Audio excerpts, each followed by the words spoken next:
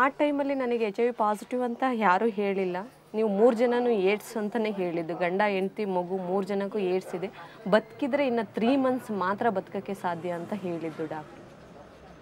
ನಾವು ಇಬ್ಬರು love marriage ಆಗಿರೋದ್ರಿಂದ ಮಗುಗೆ ಪಾಸಿಟಿವ್ ಬಂತು ಅಂತ ಗೊತ್ತಾಗಿ ಹಸ್ಬೆಂಡಿಗೆ ಅದು ಕಂಟ್ರೋಲ್ ಮಾಡೋಕ್ಕಾಗಿಲ್ಲ. ಮನೆಯಲ್ಲಿ ನಮ್ಮದು ಇಂಟರ್ ಕ್ಯಾಸ್ಟ್ ಮ್ಯಾರೇಜ್ ಆಗಿರೋದ್ರಿಂದ ಯಾರ ಕಡೆನೂ ಅಕ್ಸೆಪ್ಟೇಷನ್ಸ್ ಇರಲಿಲ್ಲ. ಅಂದರೆ ನಾನು ಸತ್ತರೆ ಅಕಸ್ಮಾತ್ ಆವಾಗಲಾರು ನನ್ನ ಹೆಂಡ್ತಿನ ಚೆನ್ನಾಗಿ ನೋಡ್ಬೋದು ಅಂತೇಳಿ ಅವ್ರು ಸೂಸೈಡ್ ಮಾಡ್ಕೊಂಡು.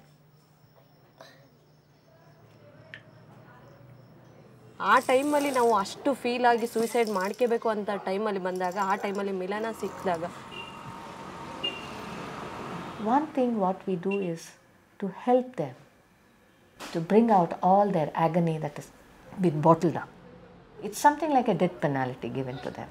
They are only waiting for that date.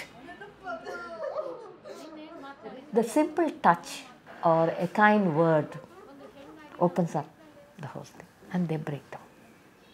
And that is what helps a lot.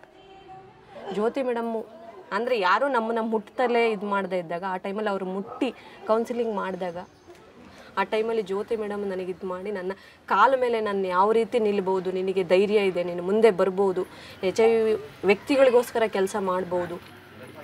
They are the best counselors, I realized, because they have gone through the whole process. They are the ones who are infected, and they are also the women who are going through the same pain, which they can understand better, and when they talk, it has a real impact.